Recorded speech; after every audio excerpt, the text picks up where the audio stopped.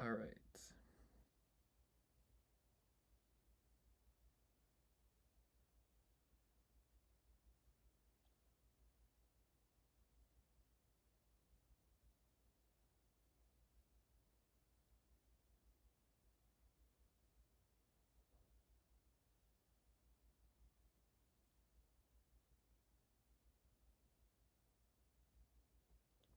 All right. How we doing, Anatan? Perfect. Just let me know.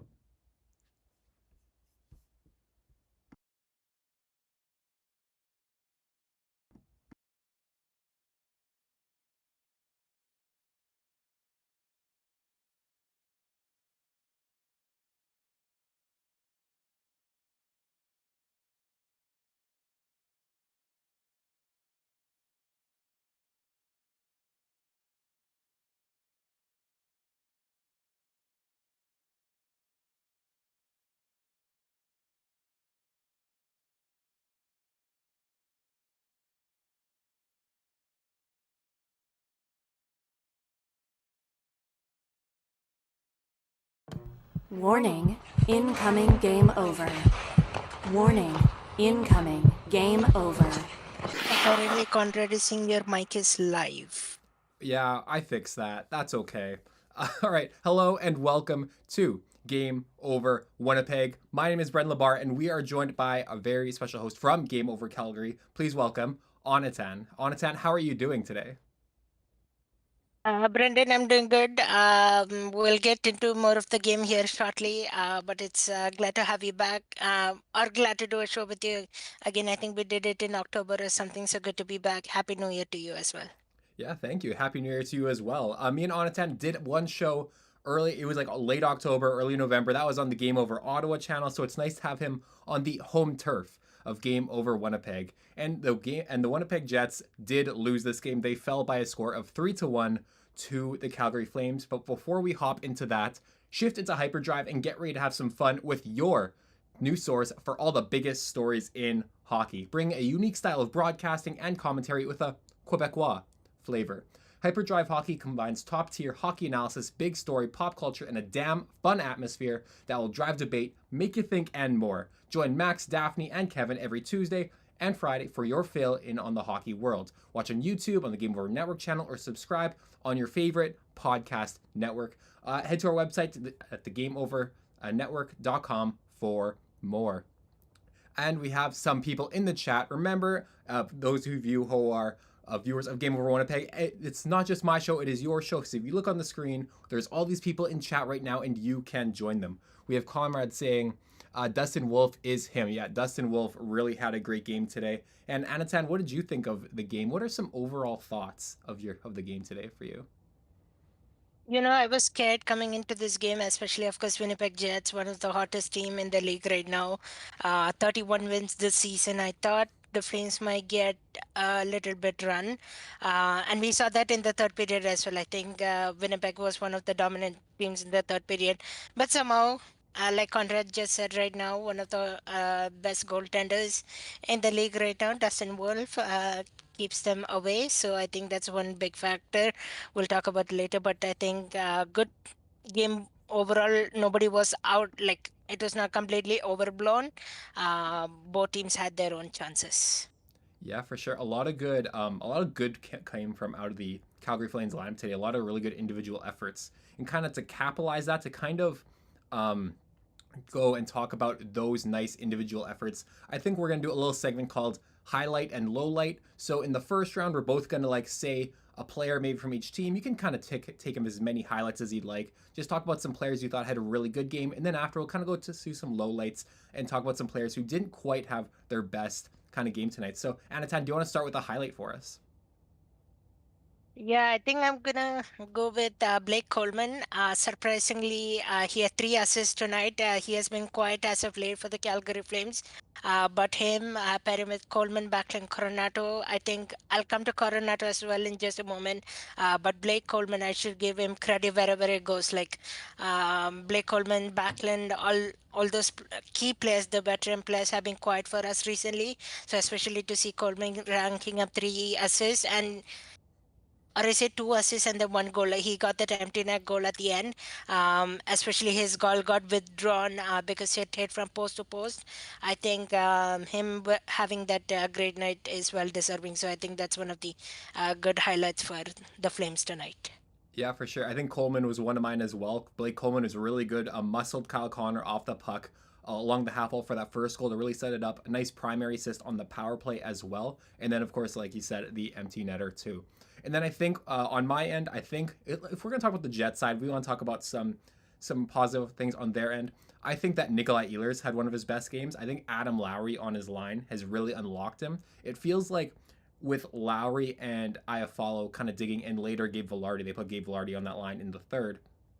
Having that kind of that physicality really kind of lets Ehlers have some explosive moments. He had some really nice, he had a breakaway in the first period. He had a 2-on-1 in the first period as well, where they were just able to just kind of let him go with some speed, have some nice bursts, and have some nice offensive chances for himself. And I think, yeah, Nikolai Ehlers is my guy. He's one of those guys for the Jets, really coming into zone this season, having a point per game campaign. And it's just really nice to see him kind of get the ice time he deserves. And we've talked about this on the show before, but Adam Lowry being on that second line has really kind of allowed him to just be on the ice more because he's taking on a different role where they're playing a lot more against the other team's top lines. And you'd think that that would kind of suppress some of his offensive chances, but really, like, with him in this last stretch, it's really kind of brought the best out of Nikolai Ehlers. All right, and then Anatan, what do you think about some low lights? Just a player who you thought didn't have their best game tonight. I'm gonna go. Okay, there were a couple thoughts. I mean, you can't give honorary mentions to lowlights. I know that's not good, or you can give runner-ups. But I believe Nazim Kadri, he took 2 penalties that sent the Flames to the penalty kill. At key times, we thought the game was again gonna run away when the Winnipeg Jets, especially, got that second penalty late in the third period, I think. But of course Dustin Wolf right there, and then the team defending, getting couple clears. They killed the penalty, which again our penalty killer has not been a strong suit, like you said, Brendan 29th in the league, which is not a strong suit, and killing 2 penalties, I believe that's great. But yeah, Nazim Kadri, nothing to show on the score sheet tonight, taking 2 penalties as well, which was not needed, especially that tripping he could have maybe avoided, not needed. So yeah, I would have to say Kadri had a not a decent game, and he has kind of dried off the past month or so. We haven't seen much anything from him. But whenever he stands out, he will score amazing goals for you. But he has been quiet as of late. Yeah, and with him, like it seems like he's really snake bitten. There was that time where Kyle Connor was just in the net with Comrie, and he just shot the puck right at his butt. Like it's just one of those things where you're like, how much worse can it get for this guy? In the chat right now, we have Matt C and Conrad talking about Coronado. Matt C says Coronado's shot is the most dangerous thing in the Calgary offense, and Conrad says that release on the goal, unreal. I'm a big hockey stick guy, and when I just see Matt Coronado's stick really flex like that, that puts a little joy in my head watching guys kind of flex like that. So Anatan, while we're kind of just on the topic of Matt Coronado, what has he kind of meant for the Flames this year? How's he been doing? That AHL stint that he got, I know most Flames fans were indeed unhappy of the 2 games. He got sent down to the AHL between the start and the middle portion of the season. I think that was much needed for him. I think he might have played 1 or 2 games for them during that stretch, and him working that AHL stint has improved him a lot. His shot is unreal. He works hard every night, every shift he's noticeable. It's not like Backlund or Coleman or Kadri who makes mistakes. He barely makes any mistakes, and he'll ask what you need. Sometimes he ends up being the game-winning goal. I don't know if you remember the game against Montreal Canadiens. I think that's where his success started. He came from behind. He tied the game and then scored the overtime winner as well. I still remember that game and many other games. His shot has been unreal, and he has been a great rookie for the Flames. And that's where sometimes his goals are the ones that give the Flames the energy to go more forward and score more. And I think that came off today. If Macaronato wouldn't have opened the scoring for the Flames tonight, it could have been a different context. Yeah, and like with Matt Coronado too, one thing that I kind of noticed is he's playing on that line with Backlund and Coleman, so he's kind of also taking that kind of defensive responsibility as well. Yeah, and then if I was going to talk about one low light from the game, I thought the Jets played really well tonight. I thought they just kind of ran into Dustin Wolf, who we're going to be talking about right at the top of the second period. But with one player that kind of stood out to me was Kevin Ball. I've watched a few Flames games this year because I've done like I did the Game Over Winnipeg game where I was with Conrad actually, and we were able to do that one together. I also did the game with you where they played Ottawa, and I've kind of been impressed with Kevin Ball being on that top pair with Rasmus Anderson, which just seemed like all season, every game I've watched for sure. But I really feel like in the first period, the Calgary Flames were having some trouble like getting the puck out of their zone. Their puck management wasn't quite there, and I think Kevin Ball was kind of at the center of it. And even in the third period, when they were on the penalty kill, they killed off both penalties tonight, and with that too, they had a chance to get it out when Mark Scheifele broke his stick, and Matt Coronado just couldn't do it. So I just really couldn't. I just don't think he had his best game. Definitely not what I've seen. But you know, when you get the win and one of your guys playing on the top pair doesn't have their best game, you take those. Yeah, 100%. Yeah, Kevin Ball has been a good pick for the Calgary Flames. Of course, he came from the Markstrom trade. Ever so lightly, he makes some mistakes, and he's, I think, one of the underrated defensemen for the Calgary Flames in the roster right now. Yeah, for sure. And then just kind of going on what the Calgary Flames defense did tonight. You know, they got outshot almost 2-1. It was pretty close to 2-1. And especially in that first period, the Winnipeg Jets seemed like they were all kind of over them. What did you, but I think they also had some really nice moments on the rush where they were able to just kind of, on 2-on-1s, things like that, they were allowing the Winnipeg Jets to just kind of attack them and let Dustin Wolf take the shot, especially with how hot he is. What have you seen out of the Calgary Flames defenseman tonight? You know, it depends on games. Sometimes you see a great, strong defensive core, especially like we talked about Kevin Ball right now. We talked about, I know Mackenzie Weegar played on his off side night tonight. So with Daniel Mermanov coming in tonight, usually he was paired with Joel Hanley, who got scratched tonight. And then we had Pahal and Jake Bean. They have been also underratedly quiet. So sometimes they come make these mistakes that you get hemmed in your own zone. But overall, I think the defensive core and then, of course, Dustin Wolf has been a key part in getting the frames within the team itself, within the game. And I think the brand of hockey they play, the defensive style hockey, is one of their success right now. As you may have noticed, the Flames don't score much in all the games. It's three or below. Maybe there was that one game against the Blackhawks where they scored five. So it's, I think, them playing the defensive brand of hockey that gives them the most success. So I appreciate the defensive core sometimes, but again, sometimes they get hemmed in their own zone, which gets defensive breakdowns. Yeah, and like you said, the Calgary Flames not the greatest goal scoring team. On with my research here, they score 2.59 goals per game, which is 28th in the league. So really, not on the greatest side there. But something the Winnipeg, I'm so used to saying the Winnipeg Jets. Something the Calgary Flames also are kind of looking to improve on in this game was the penalty kill. They are 29th in that aspect, and they were able to kill off both kind of power plays from the league's best power play. What did you see on that power play that kind of led to that success? I think first of all, Dustin Wolf, of course. I think we'll keep on saying Dustin Wolf all the time along throughout this post game show. So we'll call it the Dustin Wolf show tonight. But one of the main reasons is Dustin Wolf, of course. And then secondly, I think those two clears, couple of the clears they did, the Calgary Flames, I think that was a strong reason as well. And then I know they let Winnipeg move. I know Winnipeg was really dynamic in the power play, but again, a bit of defensive work, bit of Dustin Wolf, and couple of the clears were really important. And I think, like you said, the Winnipeg just ran into a hot goalie, Yeah. Dustin Wolf tonight. Yeah, and Matt C agrees with us in the chat. He says Flames defense fell apart. They were just desperately hanging on tonight. The Jets were relentless at times. Wolf just stole the game. And yeah, and I mean, like, we could sit here the whole time, be like, hey, Wolf, Wolf, Wolf. And we're going to be doing that at the top of the second here. And with that, but we're looking for other things. Like I know as the Winnipeg Jets fan, there's a lot of nights where it's just Connor Hellebuck. But we're gonna, let's just hop into it. Let's go into the second period. Let's get into the good stuff. The people want to talk about Dustin Wolf. So let's do our ad read. And if you're looking for ways to help an upstart media company employing over 30 young journalists such as myself and Anand across Canada, or if you have a few bucks just kicking around, you can head over to our Patreon page at patreon.com/the Game Over Network. It's there in the description, and there you'll find multiple tiers, including different awards and goodies for helping us grow.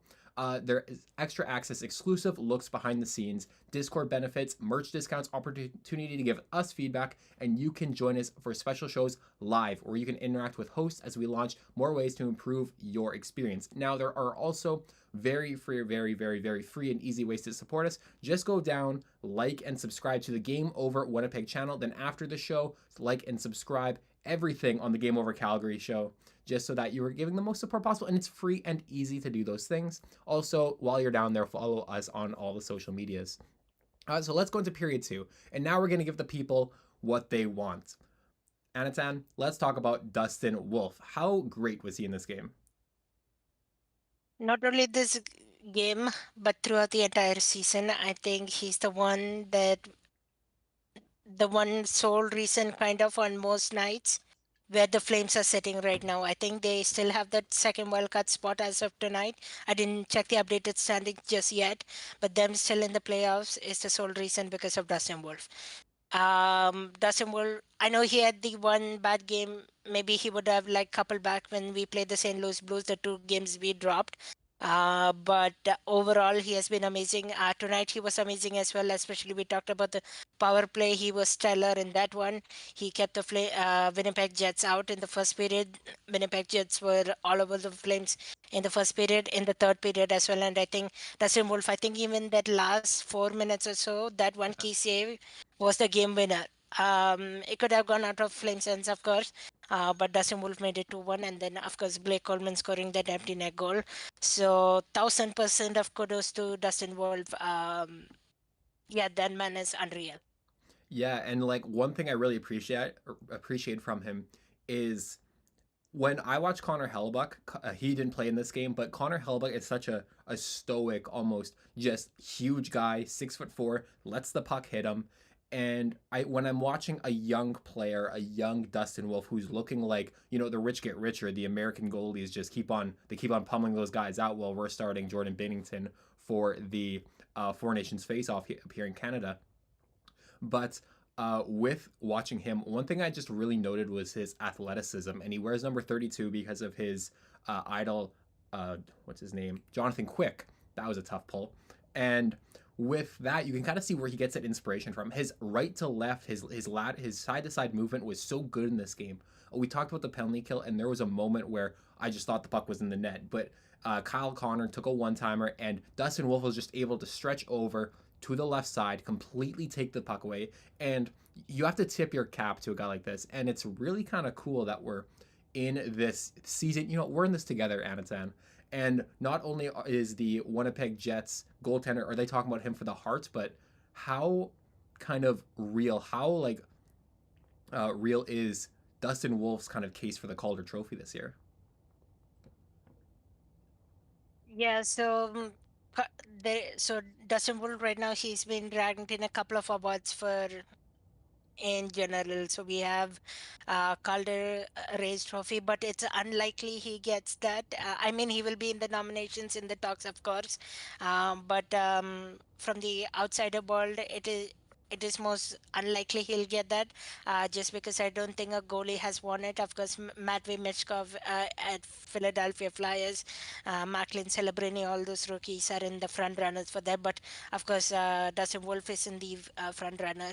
The other trophy, I think, I don't know how much true it is right now, but he has been in the conversation for Vesna Trophy considerations as well on how stellar of a goaltender he has been. He has been saving those 515, his highest 515 save percentage, his high danger saves. And yeah, and like you said, when you saw especially him making the save on Kyle Connor moving from left to right on his screens, on his play and all. I love his puck tracking ability. Like he has the great IQ. He can track the puck from anywhere. He'll go from post to post. He'll come out of the crease. He's so confident that we saw that even him coming out of the crease, playing a puck far and wide. He has that power as well. So yeah, I have no words for him. Speechless in a good way, because goaltending was one of the biggest questions coming into this season. It was Jacob Markstrom running the town before. Now it sounds like it's Dustin Wolf. Dan Blatter, I feel for him also, but Dan Blatter gets the bulk of the top starts, especially on the second back-to-backs, and that's what we have seen. So I feel bad for him. Although, but Dustin Wolf and Dan Blatter have been stellars as well. They are probably the two goaltenders that keep the Flames in the game. Yeah, for sure. And I think with Matsy says Wolf really gets beaten down low, and yeah, the Jets were trying a bit of that tonight. Nikolai Ehlers tried to beat him 5-hole tonight, which was just not happening. Really see what you see about the puck tracking. Like the reason why the Jets even got one past Wolf tonight is that there was the point shot and it was going up high and he was tracking it super well, but then Lowry was able to tip it down low, which is just super hard to stop. I was gonna say, Wolf didn't have a chance on that one, but we gotta save it for the podcast sometimes. And I just think too, like, he's in the talks for the Vezina conversation. I think Connor Hellebuyck, a little biased here, but I think he's gonna run away with it. But Dustin Wolf as a rookie, league average this year for save percentage is about 905. He's rocking I think it's a 914, 915 this year, which is just stellar, especially from a rookie. And he's going to get some real consideration for the Calder. The last person to win it was Winnipeg Jets legend Steve Mason. And hopefully he kind of gets that recognition he deserves. It's a little bit harder for people out in the West to get it. People are a little bit more asleep by then. And with Michkov in the Eastern Conference, it's a little easier for him. We're just going to put that narrative out there. And then Celebrini as well, Macklin Celebrini, famously, my nephew's named after him. And, that can be really tough. And I think when we talk about the backups, we look at the splits between Vladar and we see the between him and Wolf. And Wolf's just numbers are looking quite a bit better. He's got like that 914. Vladar's got that 889 or so. And it's really kind of parallel between him and Eric Comrie's kind of layout this year. Because when Eric Comrie's in the net, he's lost his 8th straight now. He won his first 3. Now he's kind of gone down by 8. And it seems like when he's in the game, he lets in a respectable amount of goals. Like he only let in 2 goals tonight before the empty netter. And comparing Eric Comrie's game to Dustin Wolf's game, what did you kind of see out of Eric Comrie and the goals he let in? Yeah, I think Eric Comrie, of course, he made a couple key saves, of course. But yeah, nothing too majorly concerning. Of course, like you said, you can relate between Dan Vladar and Eric Comrie of the stats you can get. And I think it's quite evident between these two teams. Like you pointed out directly, I think the net front support that Winnipeg Jets didn't get, I think that's the same case when Dan Vladar stats as well. I quite noticed that. So I think yeah, I don't know if the workload once again will change between the Flames and Winnipeg Jets, but I think Eric Comrie could have been in a different state. There was a couple shots that came off the Flames that Eric Comrie was able to save, so it could have been a total different result. But kudos to him just keeping it a 2-1 goal game, and I think that was evidence of, especially because Flames having the talent not to be able to score 3 or plus goals. I think we saw that tonight, and yeah, good job by Eric Comrie not getting let out. But again, not like you said, not maybe the best performance from him tonight as well. Yeah, and I think even with Connor Hellebuyck, it would be hard to kind of win the game when you only score 1 goal as well. And speaking of someone who scored 1 goal tonight, Andrei Kuzmenko comes into the lineup tonight. And I think he had some really nice plays. He really started the game off right by he really set up Kevin Ball really nice on that first his first shift, kind of got a cross crease thing, a nice save by Eric Comrie. But when he came into this lineup, what does he give the Flames when he's at his best? Yeah, that's what we haven't seen, especially this season. And we saw that last season he had like 39 goals or something, if I'm not mistaken, if I remember off top of my head. I think when Kuzmenko is at his best, he will play excellently. And we have seen that he's able to score goals. And like you said, he sat for the past month here or so now. He has not been in the lineup and scoring that power play goal, especially the 2-0 goal, it hopefully brings his what you call confidence back up. I know he wasn't as happy I would see on a regular basis when he scores a goal. Of course, that's because maybe the frustration of how many games he has sat. And then him scoring a goal, it would have feel proud. Now we'll have to wait and see until Thursday if they keep Kuzmenko back in the lineup, because his time with the Flames is slowly dwindling. We have other players who are performing. Like we'll talk about one player here soon, Rory Cairns, of course. Those players are ready to take maybe his spot in the lineup. So does he have a case that he scored a power play goal? Maybe, but can he continue? You see maybe one game he does best, and then like for example game he came back. I don't which was the team. I know he's had a really good shift, but then he took two offensive penalties that took him out of the lineup again. I'm trying to remember which game that is. So he didn't take any penalties today. Good sign, and he had a couple good shifts. Like you said, he set up Kevin Ball, and then he's got the power play goal. So hopefully that's a case for him to remain in the lineup. And I quite like what I see. I feel happy for him.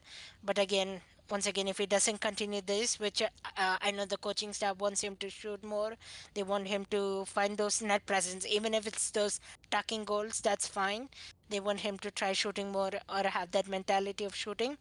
Whereas I think Kuzmenko is coming with the mindset that it's the quality of the play compared to the quantity. But I think the Flames want it the other way. They want the quantity over the quality. So that's where the mix-up comes. So hopefully, yeah, we'll have to. Yeah, I'll say he did play well tonight. We'll see in the next couple of games if he continues to stay up or not, because I think his time is thinning with the Flames right now. Yeah, and I think when you say that, I think when you think about the Flames, they're kind of going through the trade deadline with maybe a little bit of buying, maybe a little bit of selling. That might be a player. Kuzmenko might be a player they swap out and trade the assets they get for him for something they can use a little bit more consistently. And I think Kuzmenko is a player who I came into the season thinking, well, that's a guy the Winnipeg Jets could get at the deadline. But I think the Winnipeg Jets could really benefit from someone who's a more of a shooter. And if he's not going to be ripping the puck when he gets it, I don't think that might be the best fit for the Winnipeg Jets at this point. And then to round off our second period, had Coleman on the agenda. We talked about Coleman a little bit in the first period, who had a very, very, very good game. But let's talk about someone who got another point tonight, 4 assists in 4 games. Let's talk about Karen's Kuzmenko's line mate. Yeah, so Kuzmenko's line mate for the first game, but he's was paired with Sharangovich and Pelche coming into the past couple of games, and especially when you say for a rookie who hasn't played a whole season in the AHL, he used to be in the ECHL, then he moved up to the AHL, having a fantastic season, like 21 goals, in his first rookie season. That's fantastic, and that's how he got the call up. So Karen's is here because of an unfortunate situation, and that's the injury to Connor Zary, who's right now who got that knee on knee surgery. But I think a good field story for Rory Karen's. He came up on that very first game against the Chicago Blackhawks. I think rightfully the coaching staff so when he got called up, he sat the game against the LA Kings. I think that was a really good decision by the Flames not to get him right into the NHL thick of things, settling in him into the lighter Chicago Blackhawks. scoring, getting these two assists, especially with the shift with Jacob Peltier. He scored two goals that game. So, and then ranking up as its on forward. I'm sure he wants a goal sometime soon as well. I think he's excited for that. But yeah, impressed by him. He's making plays as well. He's noticeable as well. Like we talked about Coronato, he's noticeable like as well. And then now I wonder, so Walker Duher, who sat tonight, I wonder if it's almost time to wrap up Walker Duher. He might get sent back down because of a player like Karen's right now who is doing so great. Yeah, and that's what you kind of really like to see out of a team that are in the situation that the Flames are in. I don't think they would have thought they would have been in the playoff hunt by now, but you really like that internal competition between those guys at this stage in the season, as opposed to this isn't such a bad thing, but the Winnipeg Jets, they've had that top line. It's been the same thing the whole time, and it got to like the last just couple games where they're switching things up, and it was an injury that kind of made those decisions happen. And so with that, let's kind of hop into the third period here. And if you are enjoying if you are enjoying the show so far, you probably want more of this, right? Well, make sure you hit the like button on this video, click subscribe on our channels, and make sure that to check the notification bell so you're alerted when we go live every single time. If you're listening to our podcast, please give us a 5-star rating or even write a nice positive review with 5 stars or more. If you really like us, make sure to follow us on your favorite social media platforms. Myself and Anatand's socials are in the description right now. I know because I put them there myself. You can find the Game Over Network at Blue Sky, at thegameovernetwork.com, on TikTok, Twitter, and at the Game Over NHL on Instagram, Threads, and LinkedIn at Game Over Network. And then you can find us at thegameovernetwork.com, where you can sign up for the upcoming newsletter as well. Matt C says a Jets versus Flames around one playoff series would be a ripper. That'd be very fun. I would really enjoy that. It would be a rematch from the play-in round of 2020, which would be fun, where Matthew Tkachuk took out Mark Scheifele in, I don't remember what game that was, like 5 years ago. So we're not going to go into that. Anyways, let's go into period 3, where Anatan, it is Hockey Day in Canada. I don't know if that's a real thing. I don't know if that's a marketing scheme by Rogers and Sportsnet over there to try to get us like hyped for these games in the middle of the season. But as someone who is a hockey commentator, a hockey analyst here at the Game Over Network, what does hockey mean to you? How has it enhanced your life? Brendan, I don't know if you know my background story. So I was born in Calgary and then I moved to India and Dubai for a bit. So my childhood sports were cricket and soccer. And I didn't know much about hockey back then. Then I came back to Calgary and we moved to Edmonton as well for a couple of years. Of course, the Calgary Flames and the Edmonton Oilers are big rivalry. So I was, I think, lucky to not know the Edmonton Oilers team when I was in Edmonton. Otherwise, I could have been easily an Edmonton Oilers fan by then. But then I came back to Calgary, and all of a sudden, I think it was 2022, late 2022, when like Johnny Gaudreau and all, they were in the playoffs. He won game 7 against the Dallas Stars. That's when I started to become more of a Flames fan, because I started people wearing Flames jersey on the roads. I saw my friends wearing them in high school and stuff. So I started to ask them like, what does this jersey represent? I know there is cricket and soccer, it looked different. So I asked him like, hey, can you tell me more about this jersey, what this team is? And they said, oh, they're the Calgary Flames, part of hockey in Calgary and all. So I thought, should I venture into hockey? I know I have two sports already, but should I? Then I went to my first ever game at the Saddle Dome on October 25th, 2022. One of my friend took me to a game, and ever since I fell in love with the Calgary Flames. I became a constant fan, and now I'm a broadcaster. I'm talking on Game Over Calgary. I do play by play, I do color commentary. So I want to basically just thank the hockey community for welcoming me on board. It has been a fun pleasure so far. I enjoy it every day, whichever day I get to sit and watch the Flames.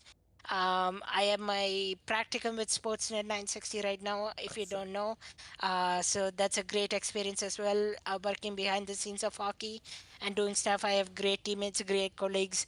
So hockey has a great passion in me. I enjoy it closely now.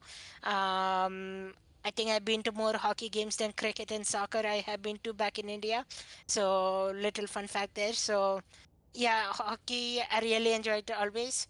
But there are the tough parts of hockey. So like the business side, when you see maybe your favorite players get traded or your team doesn't make the playoffs, those kind of things. But yeah, hockey has been a great asset for me. What about you, Brandon?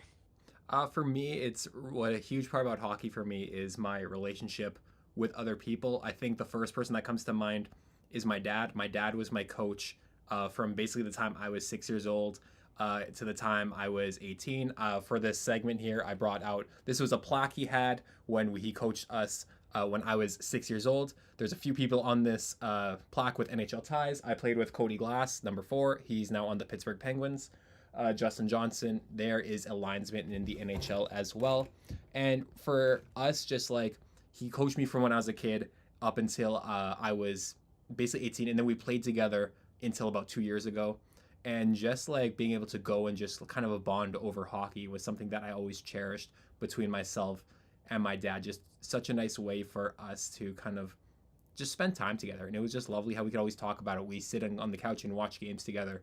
When planning my shows, he kind of does it with me because we can just kind of talk back and forth and do those things. And then just the people I've met with hockey, just as I play, one person I remember, someone who's always in our chat is my buddy Michael. I always call him Fife. That's his last name, and he is someone who really got into the sport when the Jets came here to Winnipeg in 2011. And he can't really skate that well. He's not the best, but one thing we do together is we play ball hockey together every year during the spring. He's a guy who really picked it up right away, and just being able to share that with one of my best friends is just such a nice thing to do. And I really like the accessibility of ball hockey. Like, we have a team in the lower division where we can just all play together, all of our friends. It doesn't matter how good or if you're just starting out. It's a nice way to be inclusive for people to kind of get into the game. And I think it's just a wonderful thing when you can find inclusivity in this sport, which can have so many boundaries as well. Yeah, I started recently playing ball hockey as well. Nice. So there is a group here in Calgary that play every Sundays. And I only recently started. It's been like only 5 or 6 games that I played so far, and I've scored like 2 goals. So the group is Nice. amazing. You get people drop in here and there in between. It's all friendly. No fights, no penalties, kind of thing. We take it as easy as possible. You don't need major guards or anything. Only the goaltenders wear like helmets and pads and everything, and we just take it easy. Nice fun day, Sunday fun day evening, and yeah. So that's how I grew into hockey.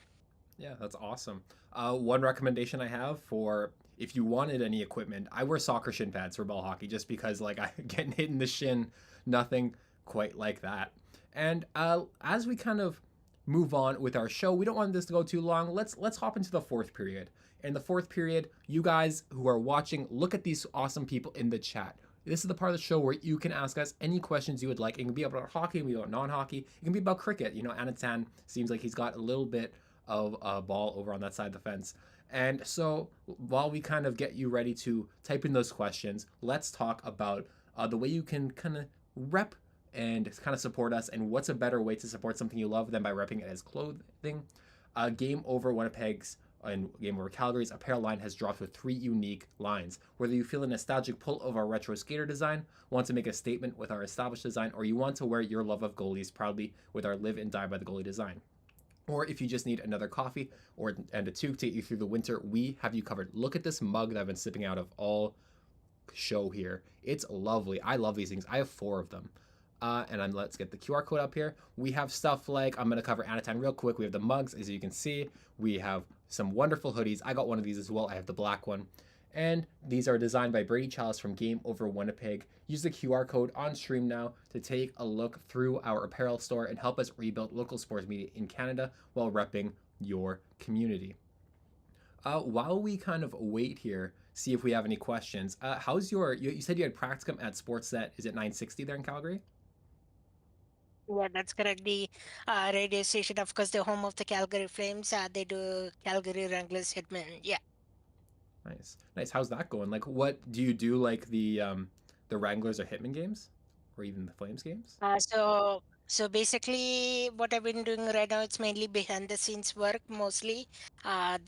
First couple of weeks, so I've been doing cutting clips. So if you hear any of those interviews, I've been cutting clips for them, building the full podcast for them. So if you head to sportsnet.ca and if you get those replays, those audios have been done by me the past couple of weeks. So if you tune into that and listen, if there are no any major audio cuts or anything, I'm behind that. I've been also doing. I've had a couple of chances to go on air this week as well. So a bit of clips in here and there. So on Monday, I got introduced on the morning show. So I've been waking up at like 3 a.m., getting to the studio at 5 a.m. So those brutal morning shows. So I've been doing that. Yeah, so basically I got to introduce myself, and then this just past Friday I just gave a quick shout out to everybody for listening, supporting me, kind of thing. And yeah, it has been an awesome experience so far. Now I'm back to evenings come this new week. So I'm excited for that. Yeah, I've worked a couple Flames games and Wranglers game, Hitman game, sorry, the Calgary Hitman, the WHL team.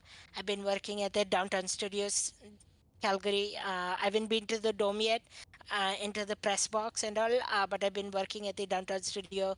We have been doing like social media posts as well. So if you saw my, I think which game did I do? I did the Anaheim Ducks game, which they played last week Tuesday. So not this past week, the week before. I did the Anaheim Ducks tweets on Sportsnet 960's Twitter account. So yeah, that was fun overall.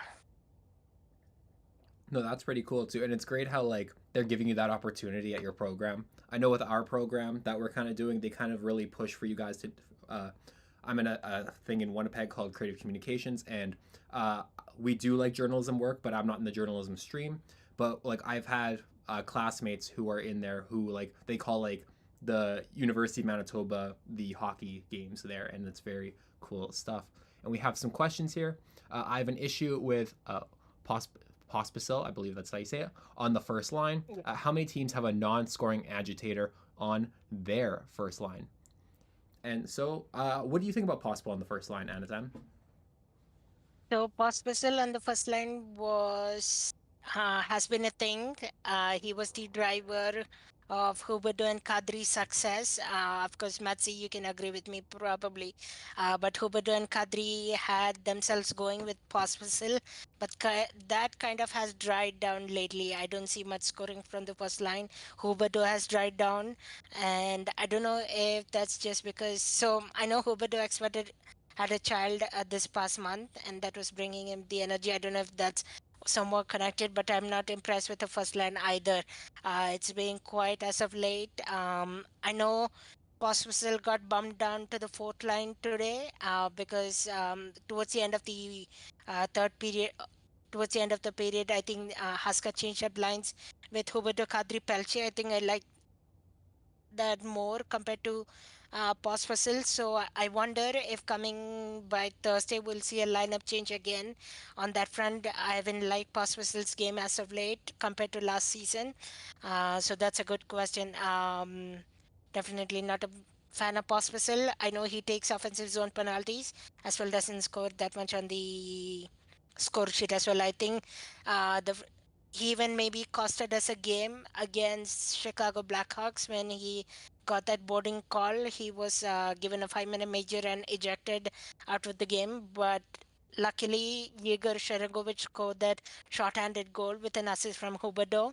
So I think that was important. But yeah, don't like Pospisil's play as of late. I wonder if we'll see a change coming up on Thursday. Yeah, and I think with my kind of view on that, I always think that a lot, sometimes with a line, there's only one puck, and sometimes it's not very beneficial to have like three scoring guys on the line. And sometimes you need someone on the line who's Batman, someone on the line who's Robin, and someone on the line who's Alfred. He does the dirty work, he goes in the corners, he does the laundry, he does the things that the other two don't want to do, he gets the puck. But if that can also cap your offense not like if that's not kind of efficient, if that's not working. And the Winnipeg Jets version of that is they have a guy like Alex Iafallo or Gabriel Velarde on their top two lines who can go in the corners and kind of win those battles. But so it does kind of limit you from a scoring perspective with a guy like if he's as you say, I'm not the biggest nowhere of Pospisil in terms of a hockey player, but I can kind of figure out the archetype. So like if it works for a bit, run with it, and then it's like as soon as it's dried up, like Anatan said, you kind of gotta wipe your hands with it and let it go. Matsy also says that the Aussies beat up India in cricket here recently. Brutal. Yeah, it's like basically India is maybe another version of the Flames. They'll win some games, and then the most important win games, they'll drop the ball. It's kind of like that because you saw the St. Louis Blues, the two games. I don't know if you pay as much as close attention, Brendan, onto the Flames, but they dropped two important games against the St. Louis Blues on Tuesday and Thursday. 2-1 on Tuesday and then 4-1 on They could have really put St. Louis back behind 5 points in the playoff race. Now they brought St. Louis back to one. Now I don't know what with the updated standings what the gap is again now, but they had a really chance to put St. Louis onto the bed and close that playoff gap, but they didn't. Of course, they let St. Louis Blues take the run, and it's like India only. They don't win the important games that you have seen from the Flames.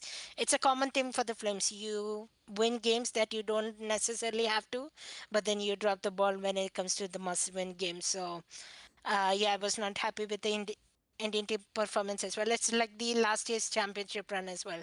They won all regular season games and then they dropped when it came to the final. So it's something like that. So it kind of frustrates me as a sports fan, but of course you can't know, it's all sports, it's entertainment. I don't take it too harshly, but it's of course frustrating to talk about when things comes like this.